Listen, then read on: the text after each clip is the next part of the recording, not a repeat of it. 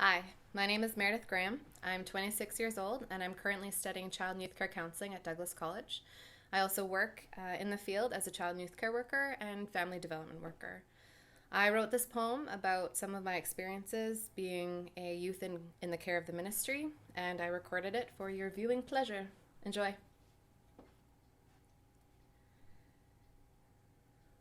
Life is a mystery. No, it's really just misery, which loves company, and I have no one to accompany me.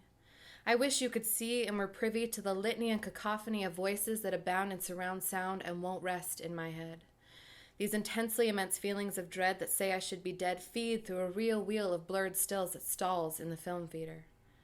A deep well in the confines of my mind. Please come find me. Staff member, I'm hearing voices, loud noises. I'm losing focus and an internal locus of control with this ruckus in my head. Go to bed. Staff member, I think people are watching me, stalking me, marching to come and get me. Go to bed. Wish someone could sit and sing with me. Rock-a-bye, baby. Someone to rub my back while I slip into a slumber. Like a mother, which I know you are not, and I've been taught I ought not to get attached. You're not the person who will automatically accept the charges and press 1 when I call your number collect to connect. I am a reject, a manufacturer's defect, subject from discontent because my life is irrelevant. I've been discarded and regarded as less than, a less deserving human because I'm abhorrently difficult and different, because my displacement runs the gamut. I've been forfeited. Well, damn it. Sorry there's no money back guarantee on me. I want someone to come to parent-teacher night. Someone who squeals in utter delight at the sight of my grades and showers love and embraces and accolades. I want someone to highlight my highs instead of the worries and woes of my lows.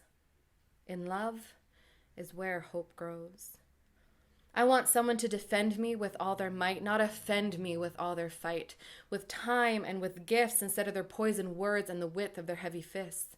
The punches land and the words don't miss, leaving marks on my arm and scars on my heart. My brain is constantly being torn apart from trying to survive and revive the pulse inside that I was born with and giving in to the darkness. And today, for no reason, and all the reasons, I feel like a mistake. That if I were to take my own life, the ripples and waves of sorrow would last maybe only until a borrowed tomorrow. Why am I here? This existential question that permeates my mind and steals all of my time. But I've been told there's this spark that exists amidst the dark. This fire in my eyes that is endlessly wise, and maybe if I hold on, walk boldly, or at this point even meekly on, then I am #winning. I have not yet sold my soul, but the soles of my shoes are old and worn out from trying to stand by my own side and bide my own time. I seem to have no rhyme or reason, and I'm tired of the sun hiding for all the seasons.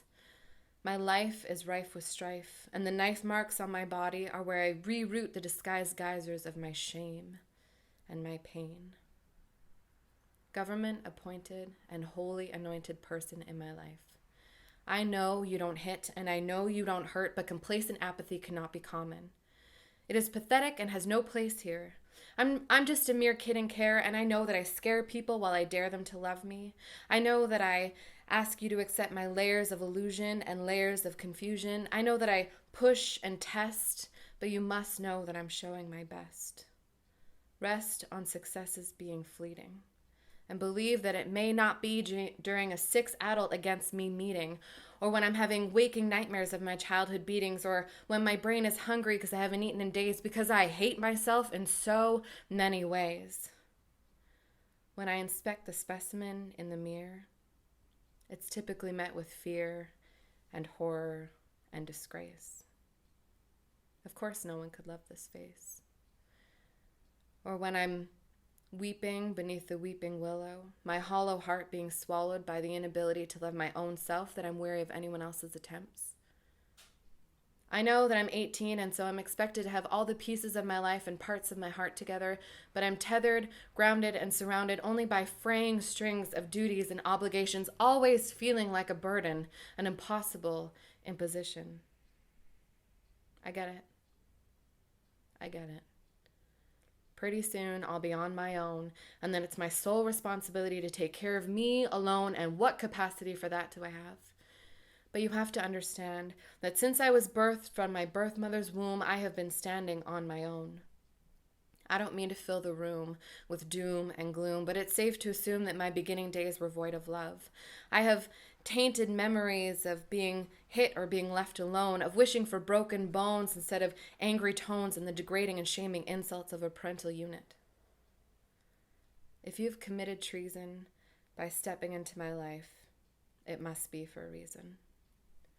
Please let it be a season of love, not stringent lists of check marks and targets.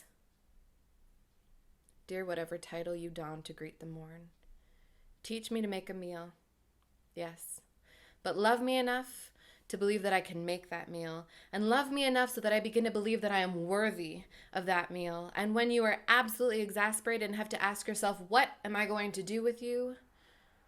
Trust that love is the question, and love is the answer. Love me in your choice of tone of voice, with phone call check-ins or drop-ins, surprise texts that tell me that I'm the best. By celebrating my successes without comparison or measure, because they matter to me. Every beautifully delicate, intricate piece of love you give me is a treasure, an evidence for my mind to find release and to succumb to the belief and relief that perhaps somebody believes that I can. Somebody has taken my hand figuratively and stands with me literally to read me my rights and lead me in love.